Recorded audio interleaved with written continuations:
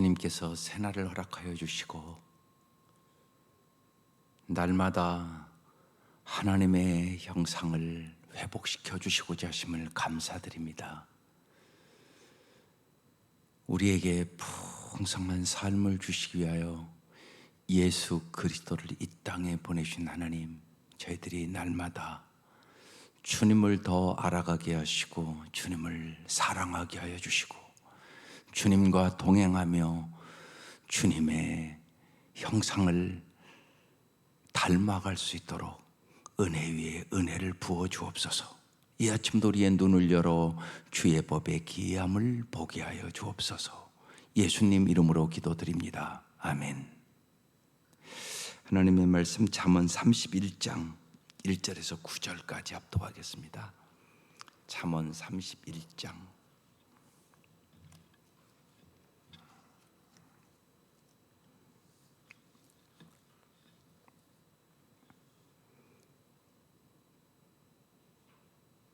함께 읽겠습니다. 시작. 느무엘 왕이 말씀한 바 곧 그의 어머니가 그를 훈계한 잠언이라.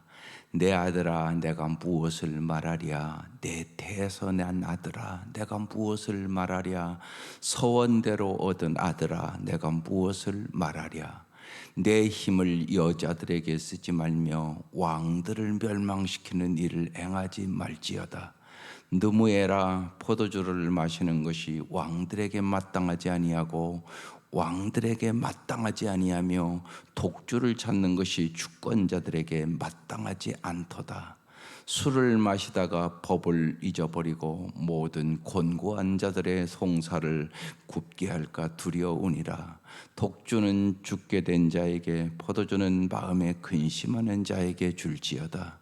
그는 마시고 자기의 빈궁한 것을 잊어버리겠고 다시 자기의 고통을 기억하지 아니하리라.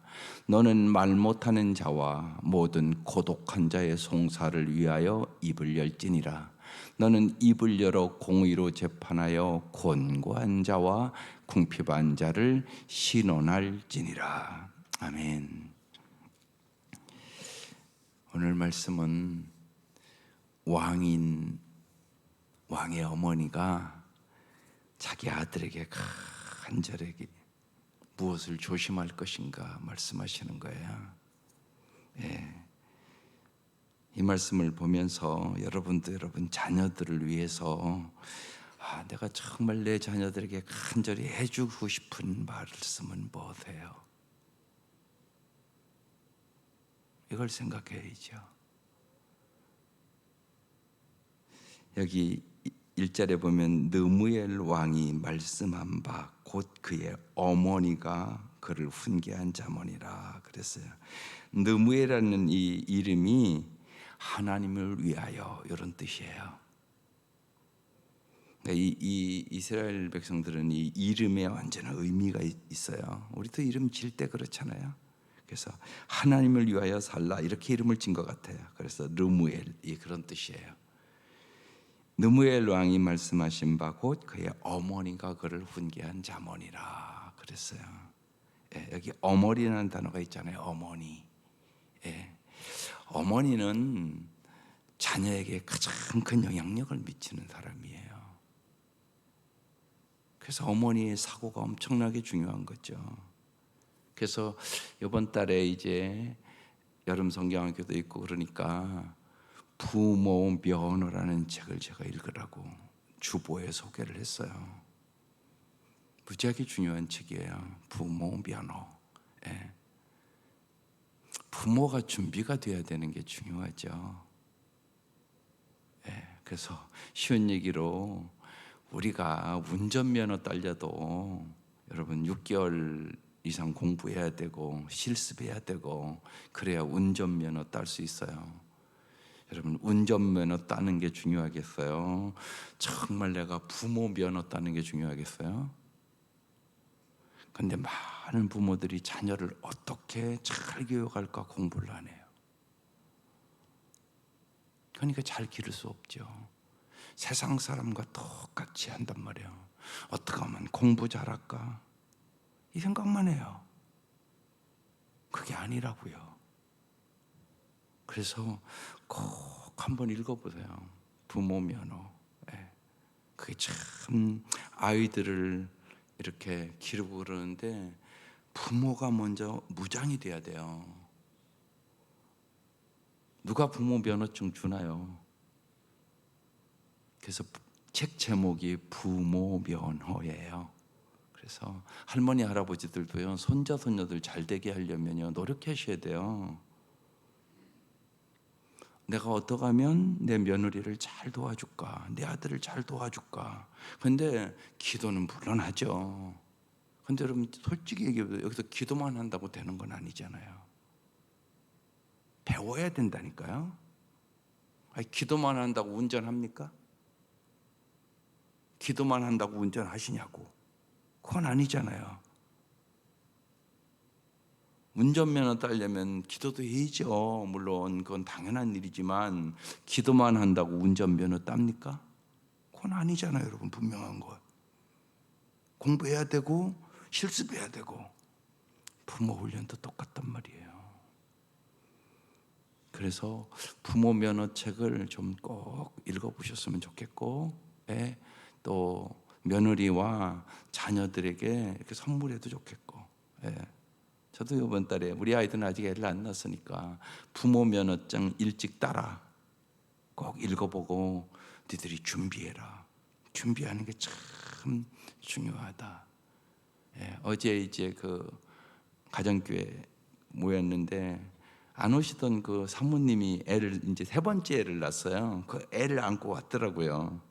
그래서 제가 그랬어요. 사모님 이 책 꼭 읽어보시라고. 애들 셋 기르느라고 얼마나 힘드시냐고. 꼭 읽어보시고 잘 준비된 어머니가 되는 거 엄청난 축복이다. 특별히 하나님이 기뻐하시는 자녀 양육을 하려면 하나님이 기뻐하시는 삶의 우선순위를 잘 알아야 돼요. 이건 무슨 얘기냐 하면 하나님이 기뻐하시는 삶의 우선순위는 먼저 자녀들에게 뭐 공부 잘해라 뭐 해라 이거보다 먼저 중요한 게 행복의 의미를 먼저 가르쳐 주셔야 되는 거예요. 어떻게 살아야 행복한가 이걸 먼저 가르쳐 주셔야 된다고. 그건 공부 잘하는 것보다 훨씬 중요하다고. 이것을 가르쳐 줘야 왜 공부를 해야 되는지도 알게 되는 거예요. 여러분 어떻게 해야 정말 행복하다고 성경이 얘기합니까? 요새 주보에도 제가 계속 썼잖아요. 무한한 조건 없는 사랑을 주고 삶의 의미와 목적을 주시는 분이 하나님이세요. 그러니까 하나님과의 관계를 잘 가르치는 게 제일 중요하단 말이에요. 하나님이 행복을 주신다고요. 여러분 어느 가정이고 부부가 행복하기 위해서 결혼하잖아요. 근데 결혼한다고 행복해집니까? 아니에요. 하나님의 말씀대로 정말 순종하고 서로 사랑하고 이해하고 용서하고 이게 있어야 행복하죠. 저절로 행복하는 게 어디 있어요 세상에. 그래서 하나님과의 관계를 어떻게 가는 행복은 하나님이 주시는 거다. 이걸 가르치죠. 그러니까 정말 말씀의 사람으로 기도의 사람으로 하나님과의 깊은 관계를 가져나갈 수 있도록 부모가 도와주셔야 된다고. 그래서 행복의 의미를 가르친다. 이게 1순위예요 1순위. 하나님은 어떤 분인가? 또 인생은 무엇인가? 우리의 모든 인생에 대한 계획 하나님이 세우고 있다니까요. 삶의 목적 하나님이 주시는 거라니까요. 우리 수없이 찬양하잖아요. 인생의 목적을 주시는 목적 있는 사업 하나님이 주시는 거란 말이에요. 하나님, 인생, 그 다음에 보세요. 관계가 무지하게 중요하다고요. 관계를 잘 맺는 사람만 행복하다고요. 부부간에도 마찬가지나요. 부부가 잘 말이 통하고 관계를 잘하는 법을 배운 가정은 행복하다고요. 그래서 요새는요, 이 상담도요, 그러니까 결혼 전 상담이 중요해요. 이미 막 갈등 있고 힘들 때 가서요, 상담하면 너무나 힘들어요. 왜냐하면 이미 상처를 너무 많이 줘서.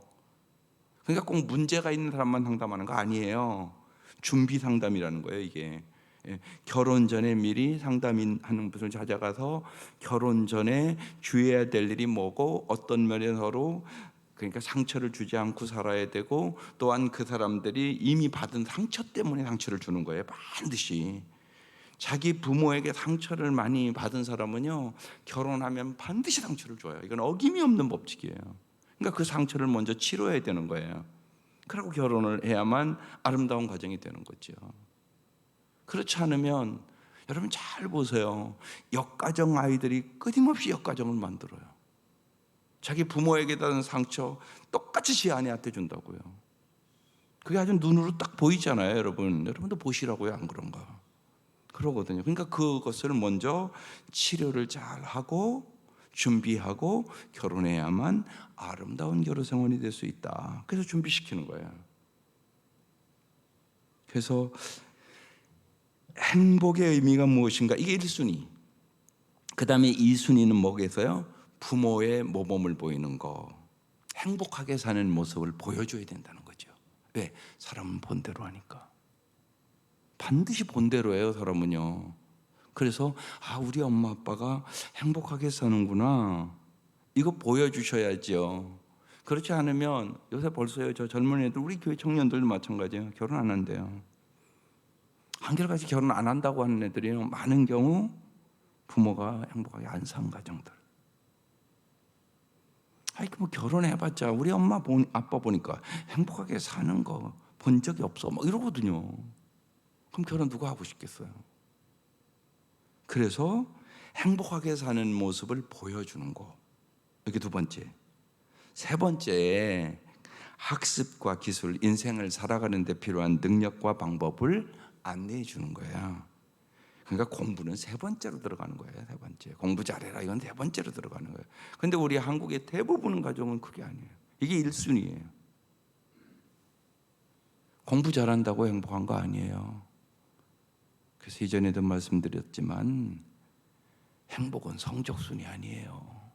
절대 아니에요, 여러분.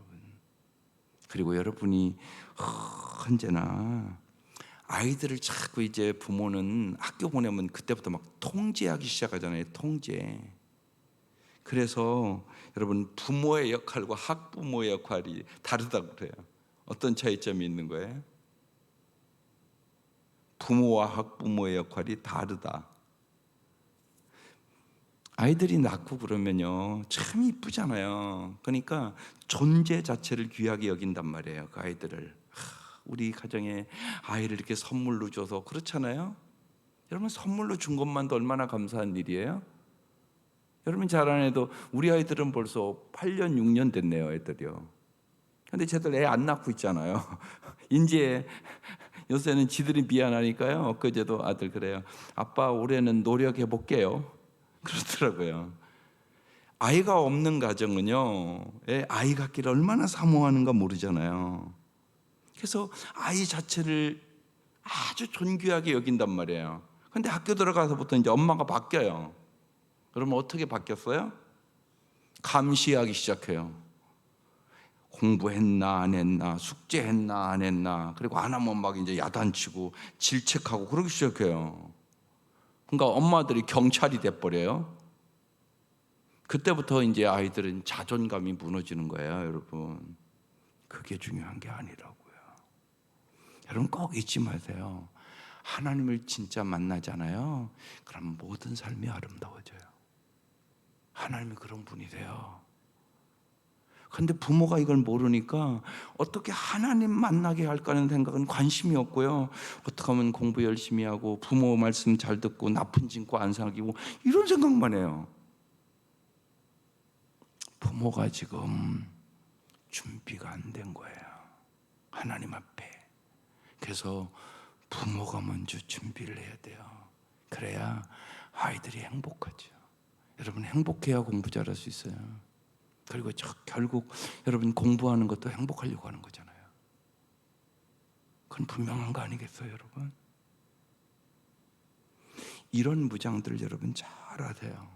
스티븐 코비가 성공하는 사람의 7가지 법칙이라는 유명한 책을 썼어요. 그 중에 하나가 소중한 것을 먼저 알아, 그게 있어요. 여러분 그렇잖아요. 인생이 소중한 것을 먼저 해야죠. 그러면서 한 비유를 들어요. 그릇을 하나 갖다 놓고요, 거기에다가 큰 돌과 작은 돌과 모래를 갖다 놓고 어떤 걸 먼저 넣어야만 꼭 잘 채울 수 있을까? 그 질문을 해요. 여러분 어떻게 채워야 되겠어요? 먼저요, 거기를 잘 채우려면요, 큰 돌부터 넣어야 돼요. 그 다음에 자곤들 넣고요, 그 다음에 모래를 넣어야 그게 다 들어가요. 만약에 그걸 거꾸로 넣잖아요, 그럼 안 들어가요. 먼저 모래를 먼저 넣고 큰 돌을 넣으려고 그러잖아요, 안 들어가요. 소중한 것을 먼저 해라. 네, 행복의 의미를 가르쳐 주는 거. 하나님이 행복을 주시는 분이다. 인생은 하나님의 계획 속에 살아야 된다. 그리고 삶의 중요한 것은 관계를 잘하는 거다. 이게 1순위. 그리고 부모가 어떻게 모범을 보이고 정말 행복하게 살아가는 모습을 보여줄 수 있을까? 이게 2순위. 그 다음에 학습력, 기술 가르치는 게 3순위. 이 우선순위를 명확하게 잘 정하세요.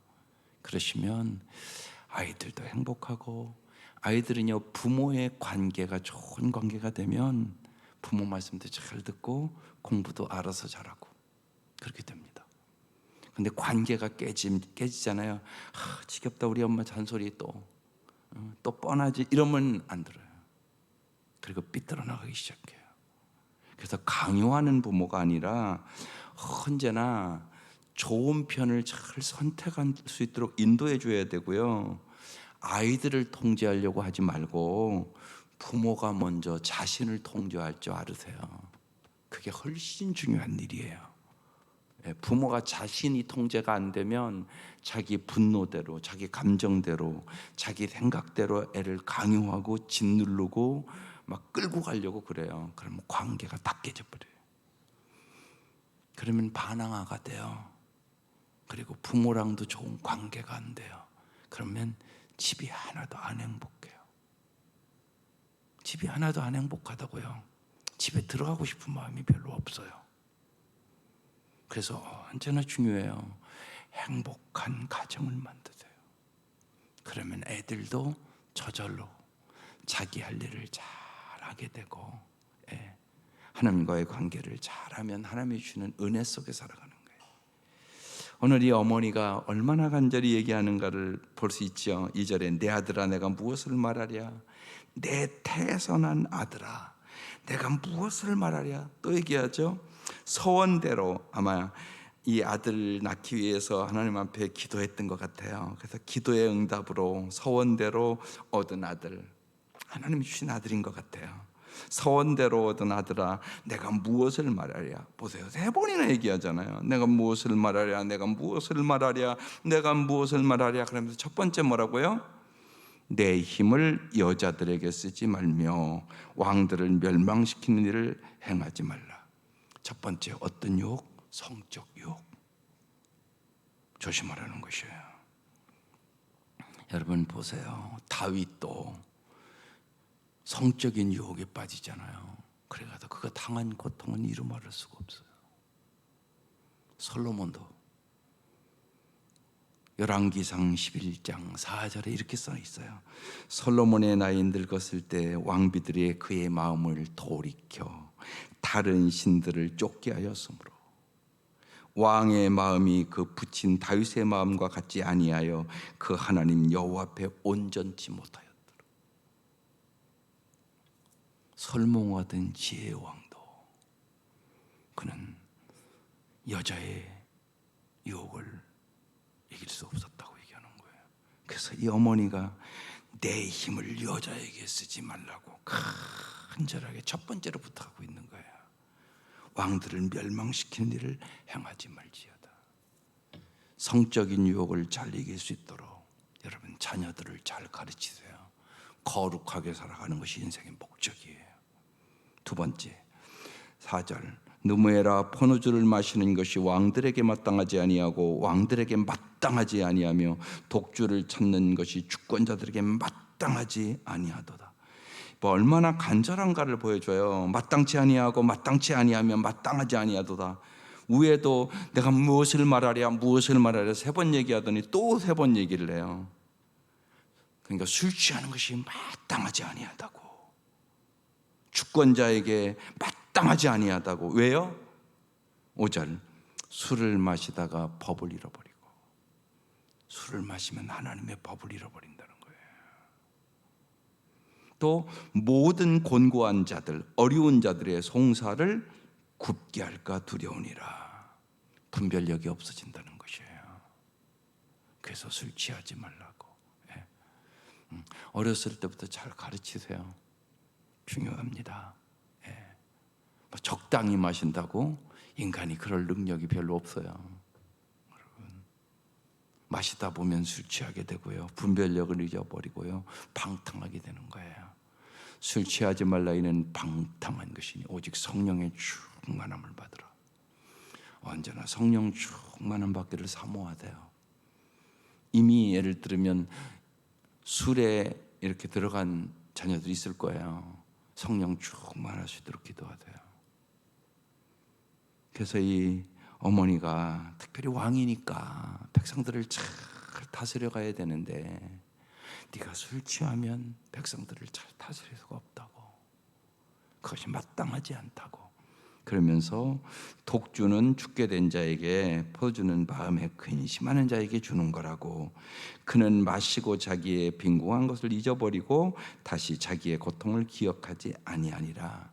이 시대는 그 진통제 그런 것이 없었잖아요.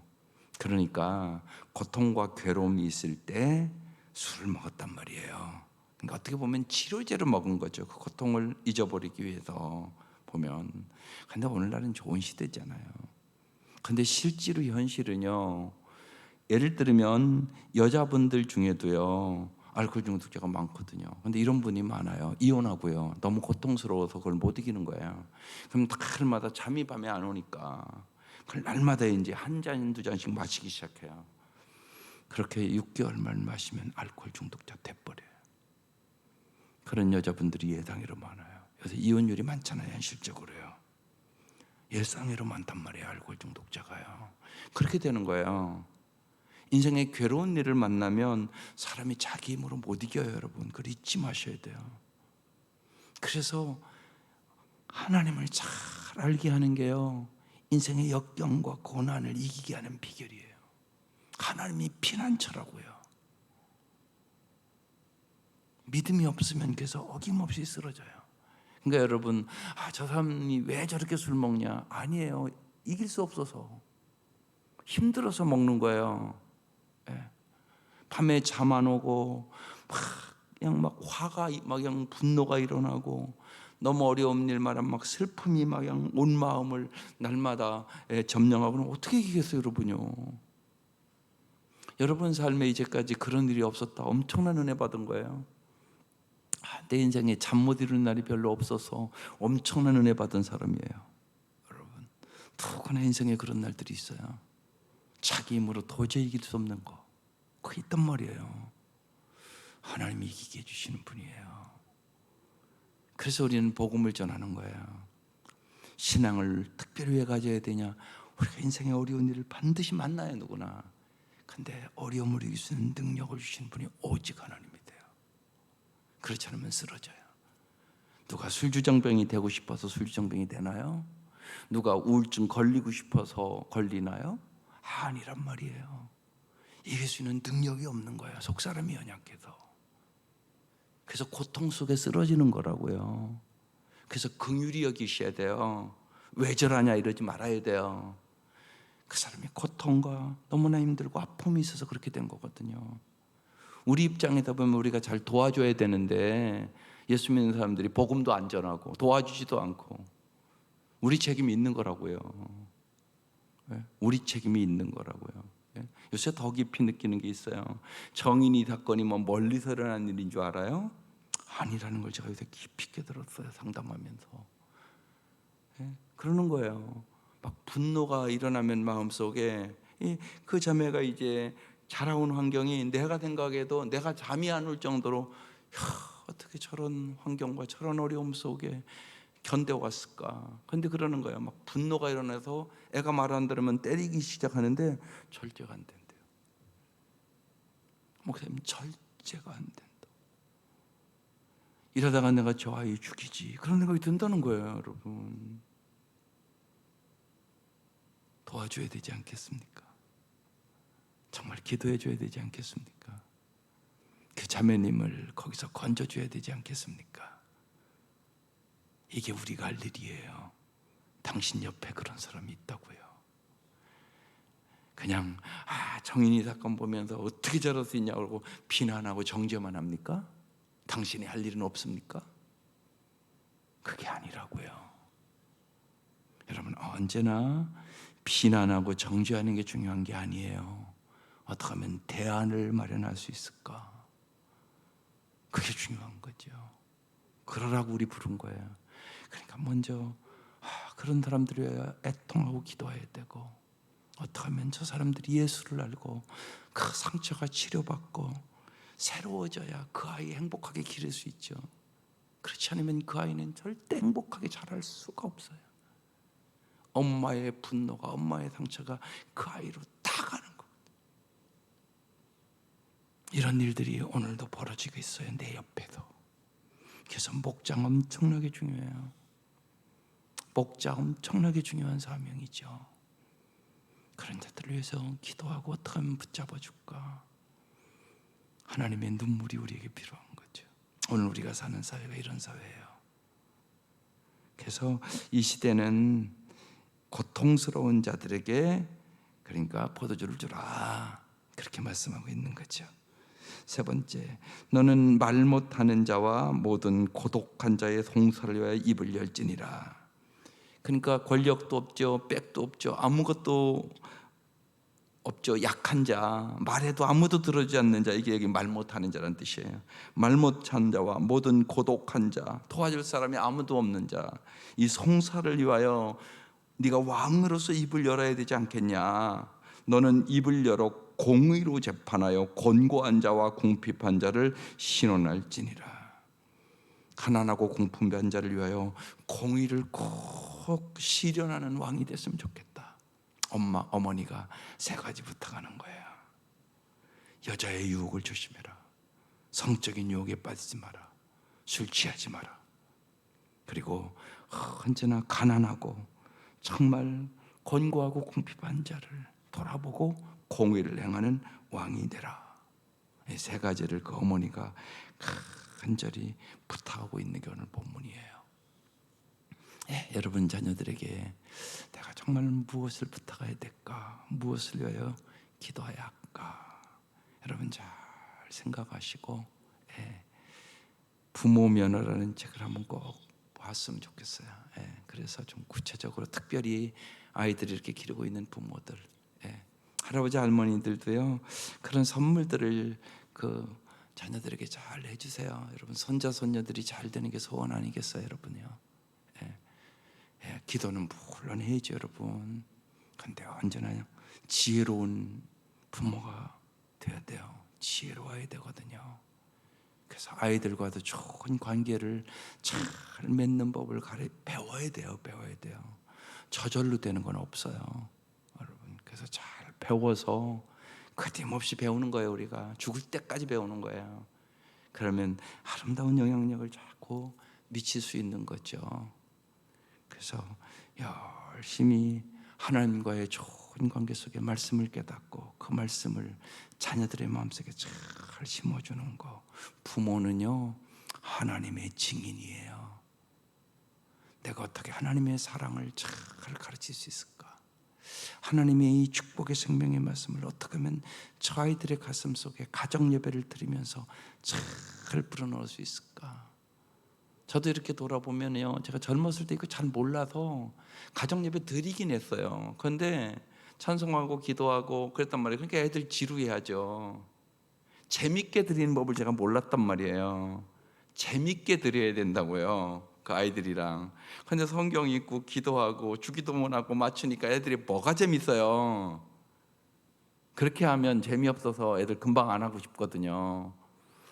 가정 예배 시간이 참 재밌어. 우리 엄마가 간식도 맛있게 해주고 또 같이 이렇게 서로 대화도 이렇게 나누고 내 마음속에 있는 것을 다 얘기할 수 있는 시간이야. 이게 가정 예배 시간이라고요. 그렇게 재미있게 드리는 법을 배워야죠. 근데 성경에 그건 안 써 있다고요. 그게 그냥 가정 예배 드리라 이런 것만 써 있지, 예? 어떻게 재미있게 드리라 이건 성경에 안 써 있다고요. 그러니까 제가 설교로 풀어서 얘기를 때로 하는 거고요. 그래서 좋은 책들도 자꾸 소개를 해주는 거예요. 그럼 여러분이 그걸 받아 먹으란 말이에요. 그래서 자 이렇게 해보면 야 그렇구나, 한 권의 책이 인생을 바꿔버려요. 그리고 가정 예배 잘 드리는 거 하나만 내가 잘 터득해도 아이들이 평생을 행복할 수도 있고 나중에 그 아이들도 자기 자녀들에게 또 그렇게 한단 말이에요. 본대로 하니까. 이게 축복의 통로가 되는 비결이에요. 하나님의 이 은혜가 정말 함께 하시기를. 여기 누엘의 왕의 어머니가 간절히 자녀에게 이렇게 원했는데 여러분도 똑같은 마음이잖아요. 여러분 잘 어떻게 하면 하나님이 기뻐하시는 좋은 부모가 될 수 있을까? 날마다 기도하고 배우고 힘써서 정말 하나님 앞에 영광을 돌리고 기쁨과 감사가 넘치는 우리 성도들의 가정 될 수 있기를, 자녀들 될 수 있기를 주의 이름으로 축원합니다. 기도드리겠습니다. 하나님 아버지, 참으로 좋은 부모 되는 일들이 얼마나 어려운 일인지 저희들이 잘 알고 있습니다. 모든 부모들이 자녀들 잘 기르기를 원하지만 하나님, 우리의 마음대로 되지 않음을 우리는 날마다 봅니다. 주님께서 도와주셔서 진실로 하늘의 지혜를 주시고 총명을 주시고 저희들이 하나님 앞에 먼저 부모로서 올바로 서게 하여 주시고 저희들이 말씀의 사람으로, 기도의 사람으로, 세상을 이기는 지혜의 사람으로 날마다 서갈 수 있도록 인도하여 주옵소서.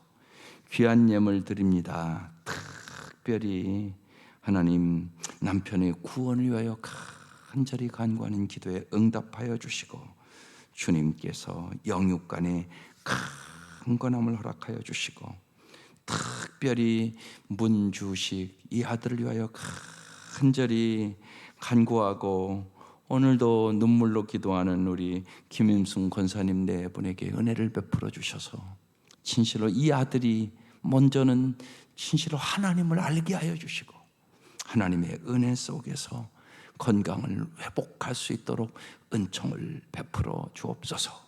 예수님 이름으로 기도드립니다. 아멘. 오늘 찬양은 211장